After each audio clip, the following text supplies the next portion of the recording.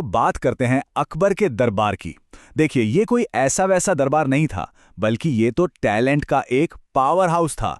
और इस power house के सेंटर में थे 9 कमाल के लोग, जिन्हें हम नवरत्न के नाम से जानते हैं। तो चलिए आज इन्हीं से मिलते हैं। अच्छा, एक बात बताइए, क्या इन सभी 9 के 9 लोगों के नाम याद रहते हैं? थोड़ा मुश्किल है ना? अक्सर होता क्या है कि एक दो नाम तो दिमाग से निकल ही जाते हैं। पर अब से ऐसा नहीं होगा। क्योंकि हमारे पास एक ऐसी जबरदस्त ट्रिक है जो इतनी आसान है कि सोचकर हैरानी होगी कि ये पहले क्यों नहीं पता चली। तो तैयार हैं? ये ट्रिक है BAT MDH। हाँ, बिल्कुल सही सुना। बस इतना ही और सारे नाम याद।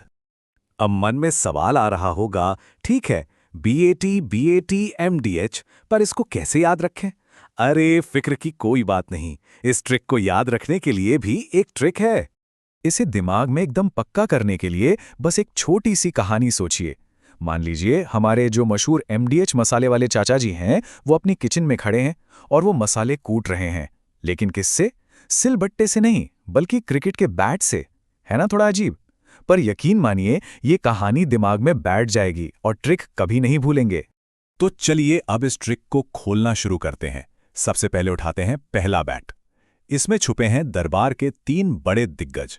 पहले हैं तेज दिमाग वाले बीरबल, फिर है विद्वान अबुल फजल और संगीत के सम्राट तानसेन। तो बी से आते हैं बीरबल। अब देखिए, बीरबल सिर्फ अपनी हाजिर जवाबी और मजेदार किस्सों के लिए ही मशहूर नहीं थे, वो एक बहुत ही काबिल युद्ध सलाहकार भी थे।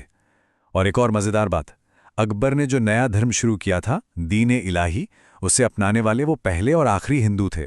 इसके बाद ए से आते हैं अबुल फजल। ये थे अकबर के ज़माने के ऑफिशियल इतिहासकार। आज हम जो अकबरनामा और आईने अकबरी पढ़ते हैं ना, वो सब इन्हीं की देन है। इन्हीं की वजह से हमें उस दौर के बारे में इतनी ज़बरदस्त जानकारी मिलती है।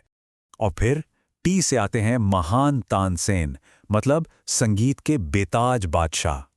कहते हैं कि उनके गाने में इतना दम था कि वो जब गाते थे तो बारिश होने लगती थी और दिए अपने आप जल उठते थे। सोचिए क्या कमाल का टैलेंट रहा होगा। अकबर भी उनसे इतने प्रभावित थे कि उन्हें कंठाभरण वाणी विलास की उपाधि दी थी।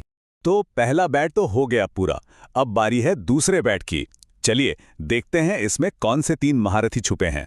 ये हैं भगवान दास, अब्दुल रहीम और टोडरमल। तो दूसरे बैट में बी का मतलब है राजा भगवान दास। ये आमेर के राजा भारमल के बेटे थे और खुद भी एक बहुत बहादुर और पराक्रमी योद्धा थे। इसी वजह से अकबर ने उन्हें अपनी सेना में एक बड़ा मनसब, मतलब एक बड़ी पोस्ट दी थी। फिर ऐसे हैं अब्दुल रहीम खाने खाना। ये अकबर के दरबार के राजकवि थे। उनकी शायरी सिर्फ शब्द नहीं थी, बल्कि उसमें उस पूरे जमाने की झलक मिलती थी। इसी वजह से दरबार में उनका बहुत सम्मान था। और इस ग्रुप के तीसरे सदस्य यानी टी से हैं राजा टोडरमल। इन्हें हम उस जमाने का फाइनेंस मिनिस्टर कह सकते हैं। वो अकबर के दीवान यानी राजस्व मंत्री थे। जमीन और टैक्स का जो बेहतरीन सिस्टम उन्होंने बनाया, उसी ने मुगल साम्राज्य को इतना अमीर और मजबूत बनाया। चलिए, तो 2BD तो हो गए। अब बारी है ग्रैंड फिनाले की, मतलब हमारे MDH मसालों की। तो MDH में छुपे हैं मान सिंह, मुल्ला दो प्याजा और हकीम हुक्काम। एम से आते हैं राजा मान सिंह, जो अकबर की सेना के मुख्य सेनापति या कह लें कि चीफ जनरल थे। वो जंग के मैदान में तो माहिर थे ही, साथ ही अकबर के बहुत खास सलाहकार भी थे। कहा जाता है कि अकबर की जो उदार नीतियां थीं, उनको बनाने में मान सिंह का बड़ा हाथ था। इसके बाद डी से आते हैं मुल्ला दो प्याजा। इनके नाम के पीछे एक मजेदार कहानी है। असल में इन्हें खाने में 2 प्याजा डिश बहुत पसंद थी, बस इसीलिए अकबर ने उनका नाम ही मुल्ला दो प्याजा रख दिया। पर नाम पर मत जाइए, वो दिमाग से बहुत तेज थे और एक बहुत ही काबिल सलाहकार थे। और हमारी लिस्ट में सबसे आखिर में एच से हैं हकीम हुक्काम।